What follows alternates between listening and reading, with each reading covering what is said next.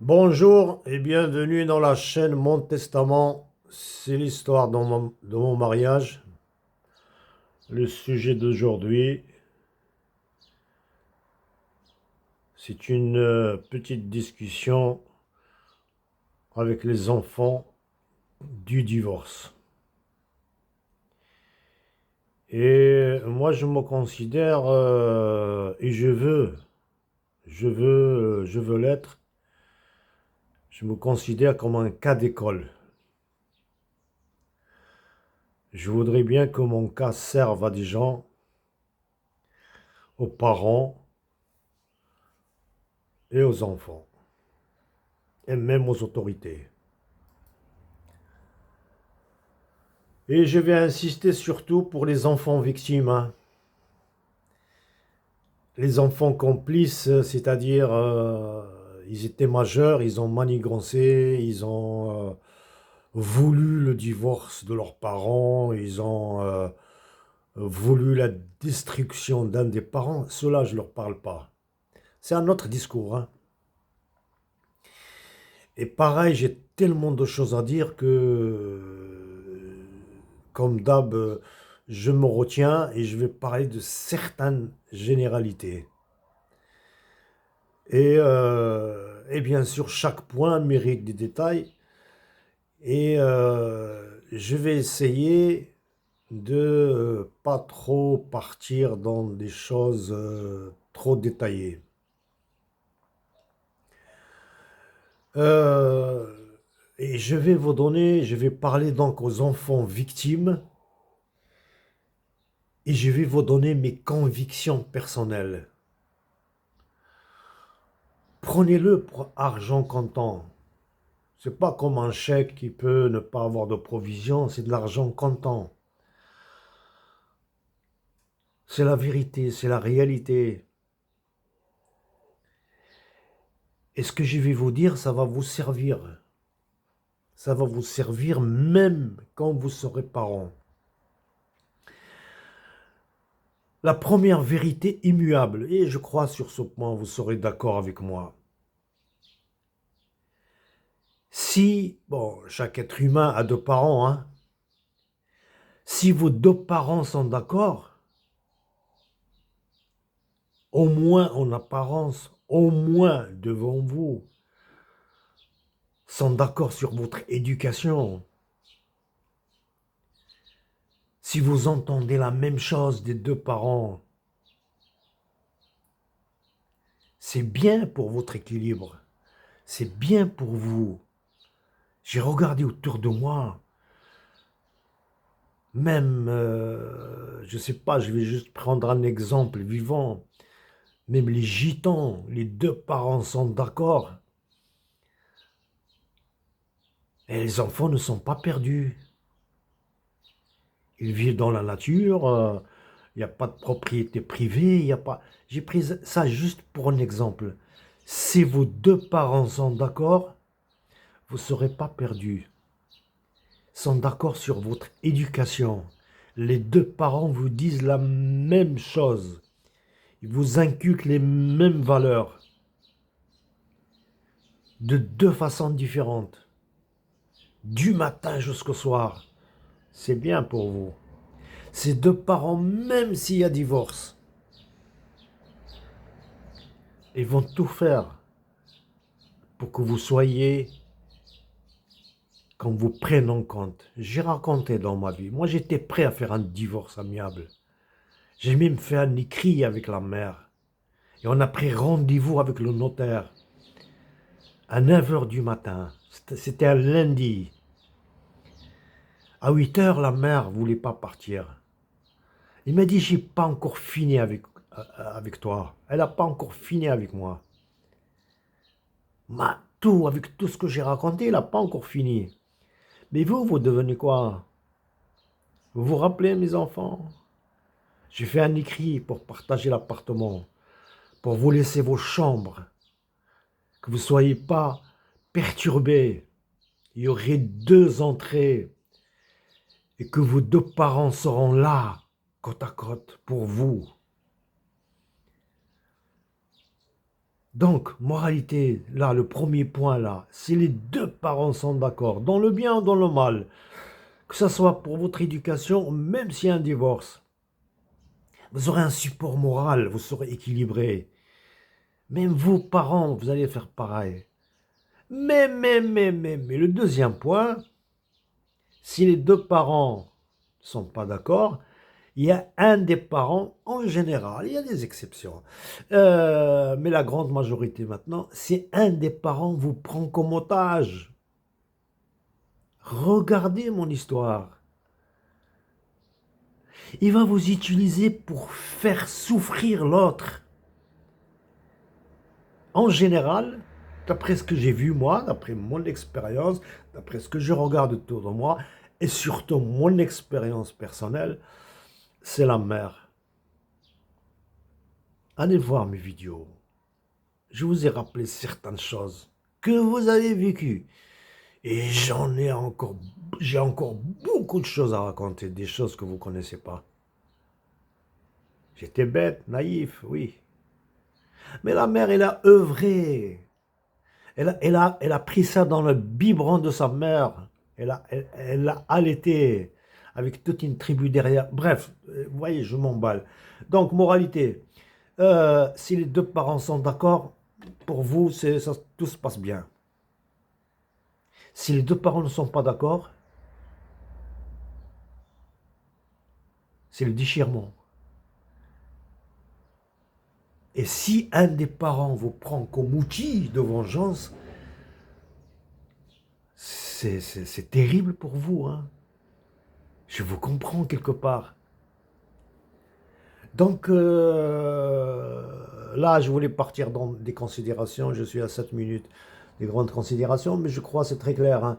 Donc vous avez été impliqué, hein. Mais, avec le temps, vous comprenez mieux les choses. Ben oui, vous n'êtes pas taré.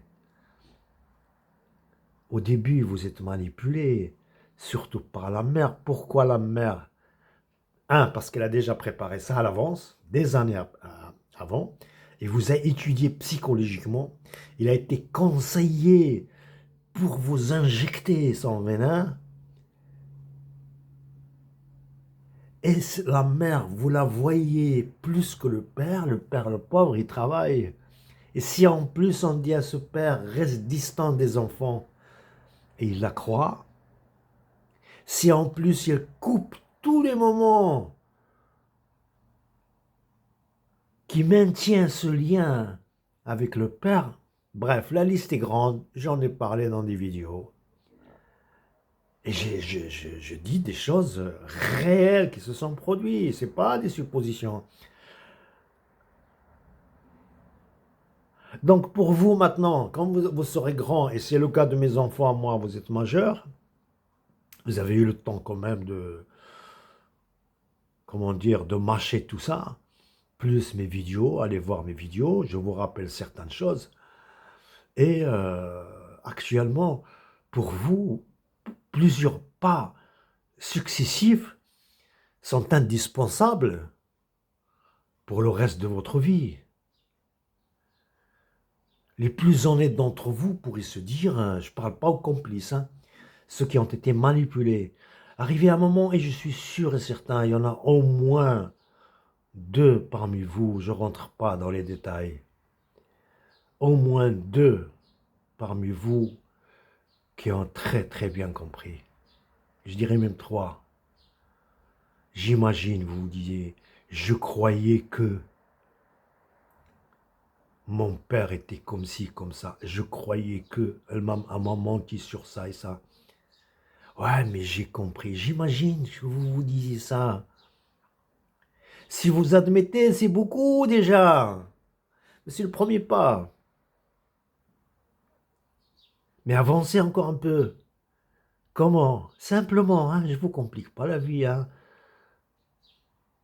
Les enfants victimes du divorce, je ne vous complique pas la vie. Il va arriver un moment où vous allez admettre, parce que vous avez cru que, et vous découvrez que, on s'est joué de vous. Ça, c'est la première étape. Il est indispensable. La deuxième étape, c'est quoi? Eh bien, faites le point. Pas à vous, qui êtes manipulé, mais à l'autre, à qui vous avez fait mal. Ouais. Ces deux étapes-là, indispensables, ils ont besoin de mûrir. Ça peut prendre du temps, hein.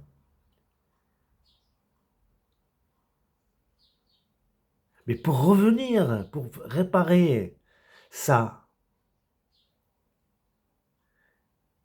c'est une décision personnelle qui n'appartient qu'à vous. N'impliquez personne, ni les parents, ni les connaissances, ni les fréquentations, ni les copains, ni les copines. C'est une décision qui vous revient à vous. Les premières étapes pour admettre certaines vérités, ça, c'est votre conscience. Ce qui est normal, ça veut dire vous êtes sain.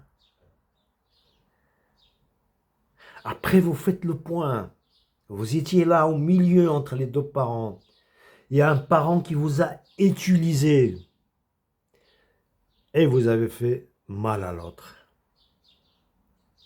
C'est déjà la première étape. Et après, là, ça peut prendre du temps. À mon avis, ça c'est quelque chose que je partage avec vous, mes convictions personnelles. Après, vous devez décider. Et cette décision, elle est personnelle. Et après vient le pardon éventuel. Maintenant, il y a des choses qui reviennent à vous. Au début, vous étiez victime. Mais arrivé à un moment, je suis sûr et certain, vous allez comprendre, 100% ou 90% ou 50%, mais vous allez comprendre. Faites le point. Sachez quand vous avez fait faire du mal. Et après, pour reconnaître tout ça, c'est une décision personnelle qui vous appartient à vous, à personne d'autre, hein. Et là, pareil, comme je vous ai dit, je le confirme, et ça se répète, à chaque fois je comprends quelque chose, je le trouve dans la religion musulmane, dans le Coran. Voilà les 5 étapes pour se repentir. Pas avec moi, avec Dieu, hein. Sachez-le, moi, le repenti, je ne suis pas Dieu, moi, c'est astaghfirullah al-azim, hein. Premièrement, c'est d'arrêter. Arrêtez quoi? Ben, ce que vous faisiez. Avant, vous accusiez, vous mentez, vous faites des faux témoignages, vous accusez, vous espionnez, vous rapportez, vous dénigrez, vous respectez pas des deux parents sur le compte de l'autre parce il vous a matraqué avec certaines choses. Et puis, vous arrêtez. Et puis, cet esprit d'alliance à la mère, c'est-à-dire, certains l'appellent, comment ils l'appellent, certains, je ne me rappelle plus, ça veut dire l'alliance, c'est-à-dire la loyauté, la loyauté, la loyauté. Quoi, la loyauté au mal?